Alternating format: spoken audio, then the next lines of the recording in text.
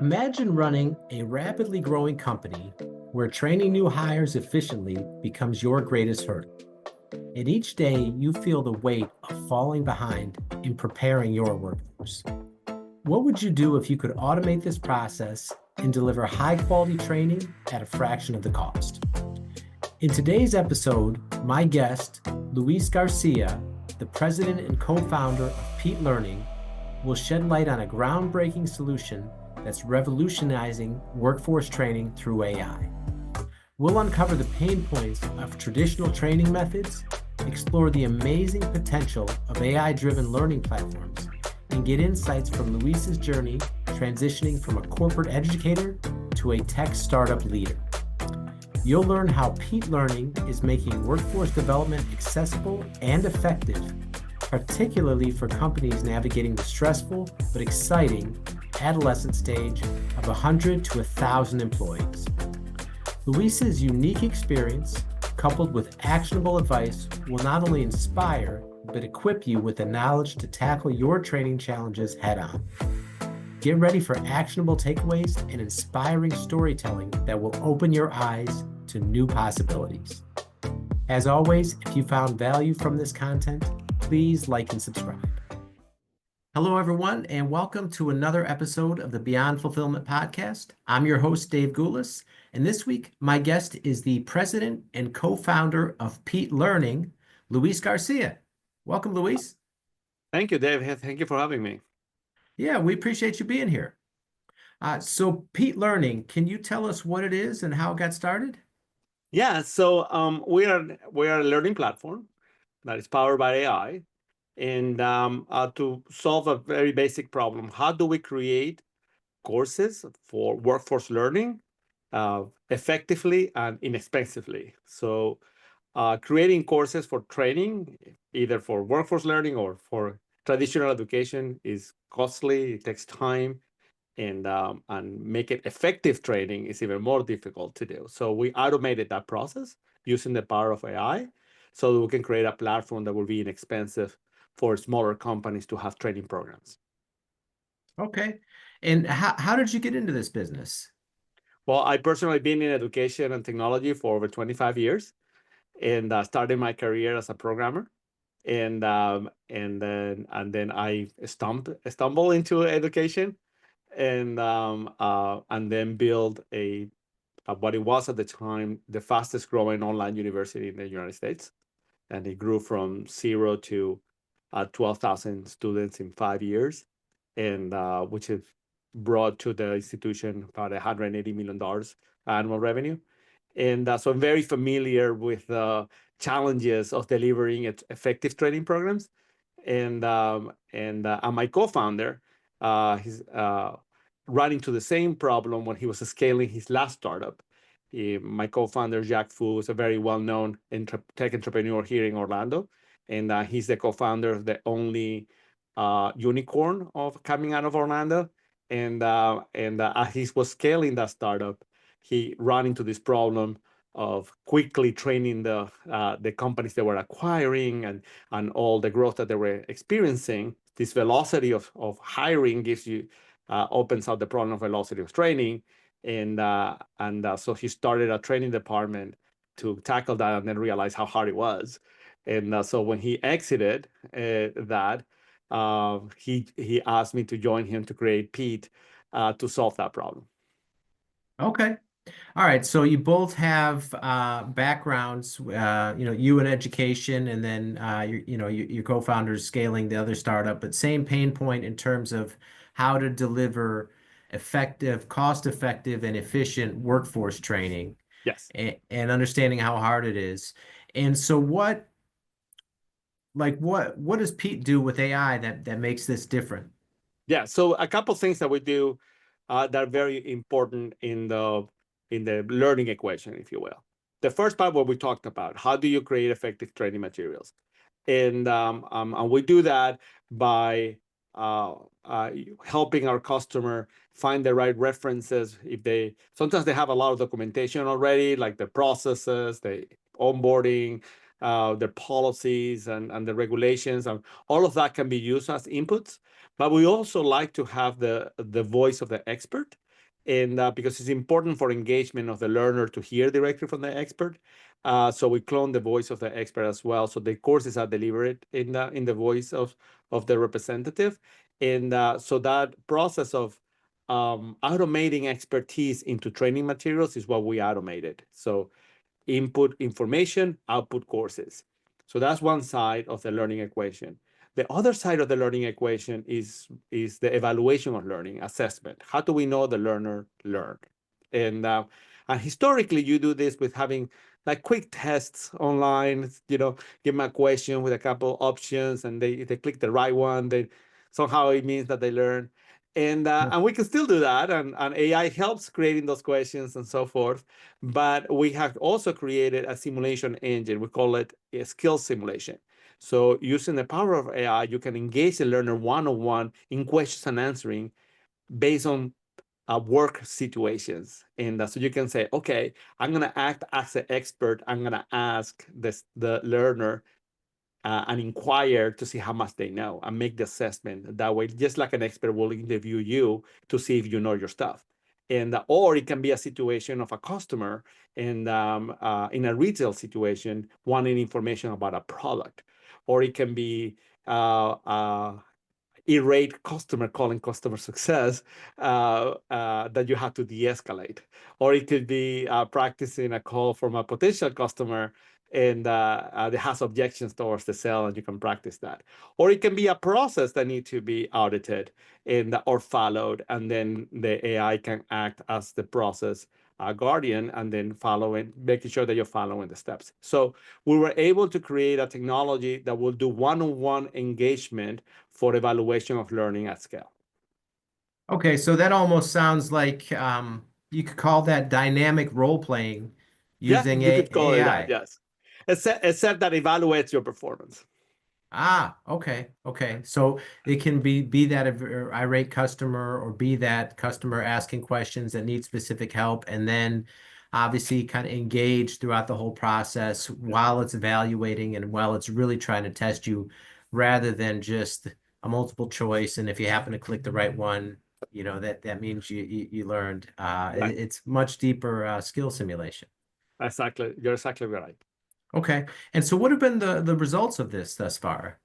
It's been great. And we have ICP, what you would call ICP, is between 100 and 1,000 employees. But we found that companies in that range of employees, especially if they're growing, and is when what I call shadowing or organic learning, which is when somebody teaches the next person and that person teaches the next person, which you can get away with in a smaller organization.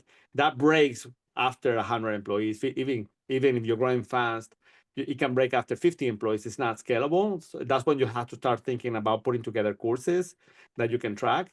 And but having a training department that can create those courses and evaluate learning and all that, it costs a lot of money. A particular trainer can cost you 50 to 70, $80,000 a year. And the only thing they can do is train. There's so much around the training program that has to be done. And you need a platform, you need the content creation, you need evaluation, all that kind of stuff. So larger companies over 1,000 employees, usually they have the means, they have these training departments with a learning manager and instructional designers and all that kind of stuff. But if you are in this weird, teenage stage of a company between 100 and 1,000, you have the need but don't have the means, and so that's what we target. So the Okay. results have been fantastic because companies in that size usually don't have a learning solution, and we become the learning solution for them. Okay. Yeah. And so like you're saying, people that are companies rather that are under 1,000 employees, and you see, right, you can see so often where the culture is just people train each other and the next person, and maybe there's SOPs and maybe they're followed or maybe they're not. And right, tracking can be a nightmare Yes. oftentimes for that type of thing. Um, okay. And let's just talk about like your transition, because you came from a corporate background Yes. into president and co-founder of a tech startup. Like what's that transition been like for you? I'm a little lucky because the university I was working on was a private university, and it was very entrepreneurial.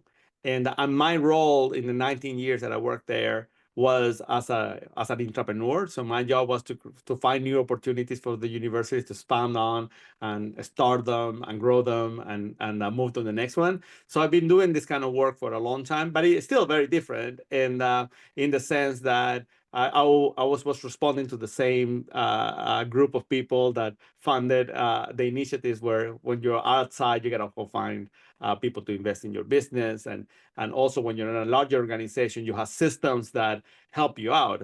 Payroll is already there, benefits are already there. I mean, a bunch of stuff that a smaller company doesn't have, you do have in the larger organization. The disadvantage of the larger organization is that those same processes, those same policies can also be detrimental to moving fast, which is what a startup needs. It needs to move fast. So it becomes more like a political battle inside a larger organization of getting away with murder. Let me use the infrastructure so that I can move faster, but let's look the other way for the policies and procedures so I can move faster too. And that was in the smaller organization and a startup, you don't have anything. You got to build it all. So because I came from that role, it wasn't that hard. And the part that it was new to me was going on fundraising, funding investors. That luckily for me, my partner had a lot of experience with that. So I think between the two of us, we covered a lot. Attention e-commerce sellers. Is fulfillment a headache for you? Whether you're fulfilling in-house and you know you need to outsource, or you're with another 3PL and you know you deserve better service, Easy DC 3PL can help. We offer personal service, fast response time, and we're flexible to meet your unique needs. Get in touch today and find out how we can help you. Okay. And so what's that been like in terms of, like you said, it's a new company. It sounds like a very needed product considering the landscape out there. But again, you're a startup and AI is brand new in terms of the applications out in the business world over the last couple of years. So what's that process like been pitching investors on this?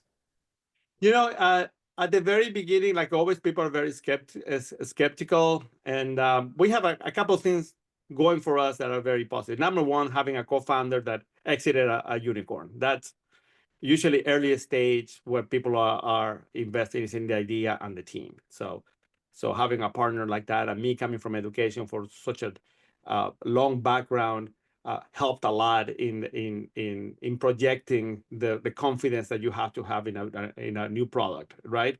And we are both very involved in the technology ecosystem of Orlando, and so people know who we are, know our background. So it was easy to get in people to get the foot in the door with a lot of the local angel investors.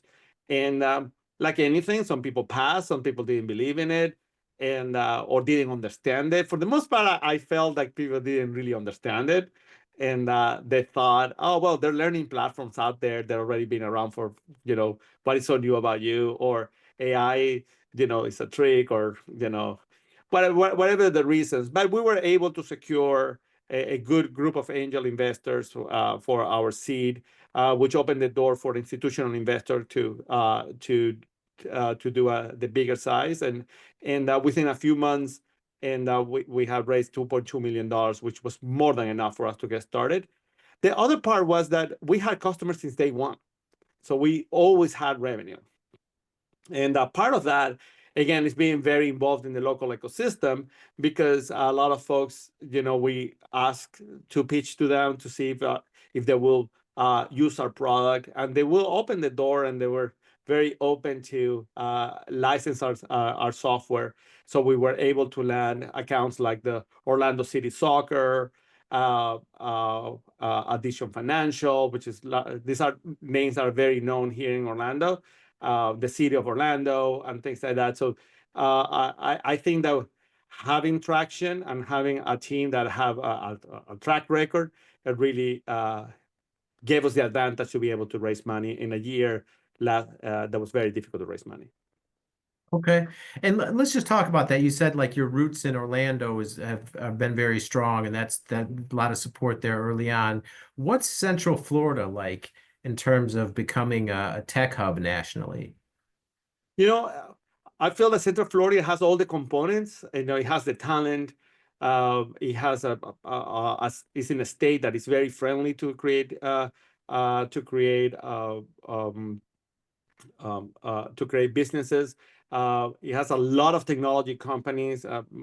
I am more traditional, but they are. I mean, this is Orlando is the capital of theme parks. It's the capital of simulation, of military simulation, and the space program was born out of here. So we got companies here that are serving the theme park, that are serving the military, all the branches of the military, and they're serving the space program. So there's a lot of technology in here already, and we have fantastic universities that are putting out great talent. What we are falling short is in institutional investment money. So we don't have a lot of funds, uh, and that's the component that we're missing. But we're working really, really hard in demonstrating the local investors and that there's opportunity beyond real estate. Most of the investment money in Central Florida goes towards real estate, and there's a lot of high and net worth individuals, but they are used to that kind of investment. You know, I gotta see the building, I can touch it, I can feel it. I buy it for this much, sell it for that much, and which is very different model than investing in a technology company. There's a lot of education you have to do. Ah, okay. Almost like a paradigm shift in Yes, terms of what's yes, what it's becoming. yes, Okay. And so you mentioned you had revenue since day one, and yes. City of Orlando and some of the other ones that have been early supporters. Or like what's next for Pete Learning in 2025? So 2025, our focus is in scale. And with the close of our seed round, most of our investment went into sales and marketing, creating a platform for digital marketing for inbound leads, creating a commercial department with account executive to serve those accounts. So those are the investments we'll be making this year. And we growth very healthily, but now we're very well positioned for scale in 2025. And I continue to both grow our ARR in terms of number of customers and in terms of price. So to give you an idea, we closed last year with less than 5 customers, and the total ARR was probably like 30 grand. And this year we're gonna close more like with about 20 customers, and our ARR is gonna get past 200,000. And so these are great metrics, and because our software, we're licensing it ARR of 5,000-6,000, and now we are 18,000, 12 to 18,000. So we double, in some cases triple our size of the contract. And so for next year, having now a good portfolio of customers and having a good pricing and all the elements there, it will be to take that to over $1 million, and then position ourselves for somewhere in 2025 for a Series A, to bring additional capital now to grow at scale. Okay. And being such a young company, and like you said, you're the president and co-founder and having to wear so many different hats. Like you mentioned too, revenue from day one, which is certainly helpful, but then of course scaling, year over year. Like how involved are you in the sales process? I'm very involved in the sales process, and I'm lucky to have a co-founder that managing the product.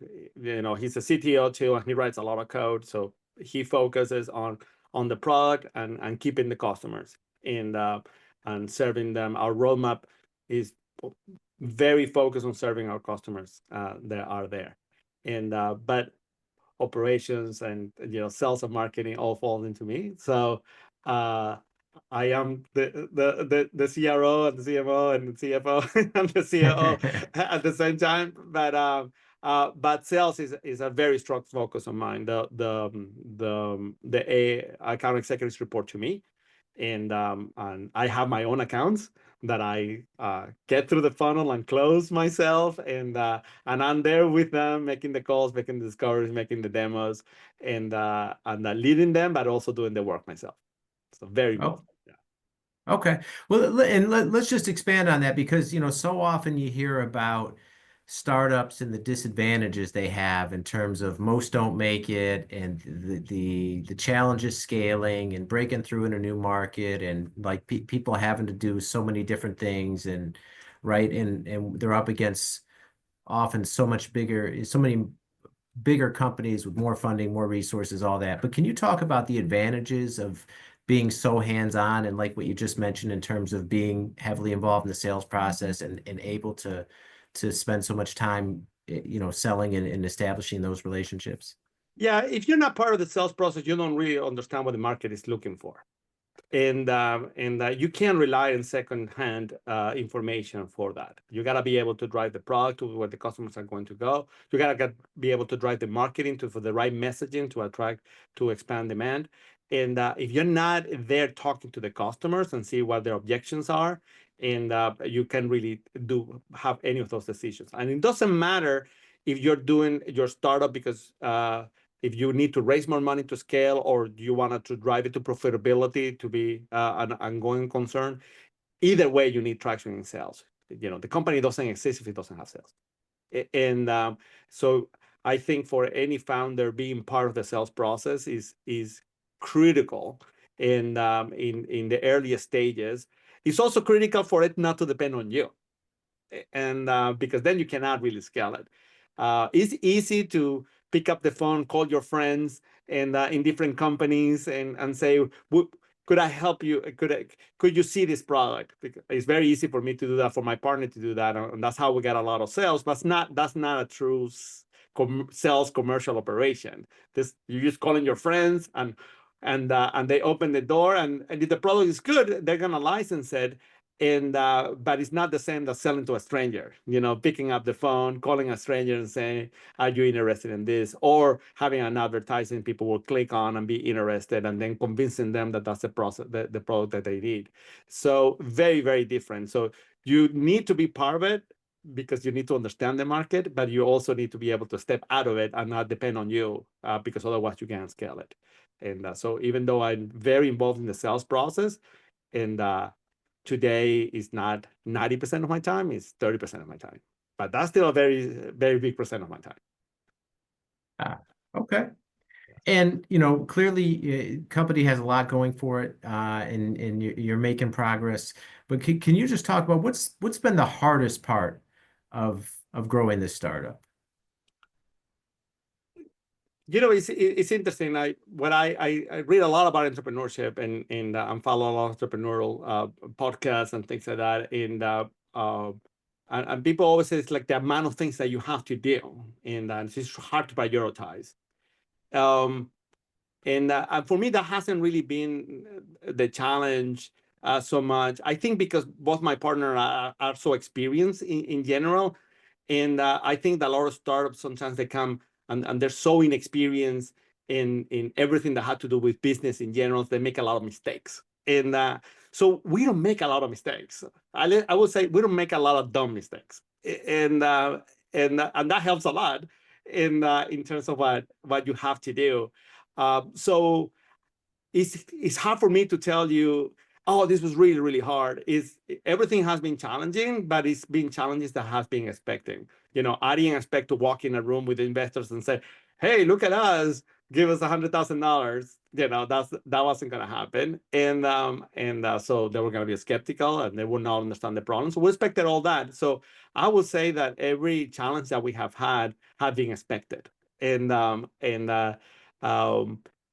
where things get more difficult is that you only have so many hours of the day, and you won't be able to do everything that you needed to do. But I'm so used to working like that for me it's not a big challenge. It's just being brutally honest with what can you do and what to say no to. So there are plenty of people coming, you should be doing this, you should be doing that, and we are relentless in our focus on like, no, we got to do the way we know it's going to be done. Doesn't mean we won't pivot, but we haven't made a lot of pivots. Actually, we haven't made any hard pivot in a year and a half. And what's your process too? Because that's, like you said, prioritization is so important, especially when you have so many things to do as a founder. What's your process for determining what's most important in a given day and what you need to be focused on? Well, it changes with the time, right? And at the very beginning was a lot about the product. We need to have a product that's showable, and then you start with the early stages of branding. Okay, what's gonna be our message? And we gotta put a website out. There gotta be a LinkedIn, and where's those things gonna say? What is gonna be our communication strategy? So the early days had a lot about that. And then it moved more about, okay, what's going to be a message to our investors, which is different than your messages to your customers. And so you go through those challenges. Today is all about sales. And if we don't grow and our top line, it doesn't really matter how great we think we are, we have to grow the top line. So a lot of focus goes there into building infrastructure to get leads in, to process the leads, to be able to get in front of those potential customers, and having the materials to support the sales team. That's where we're interested today. Tomorrow, we're going to turn around again and say, we're going to start planning for Series A. So what's going to be the message now to our investors, and why they should continue to invest, or the new VCs that are interested in us. So it comes to identifying what's important in the next 60 days, and I'm feeling and going after that, and then redefining again. Okay. All right. And Luis, if people want to get in touch and learn more about Pete Learning and how you can help them potentially, what's the best way people can reach out to you? Well, Dave, we have the best URL in the business. Our URL is pete.com. That is PETE.com. And I appreciate it if you go to /podcast, so we know that you heard one of our podcasts and came to us.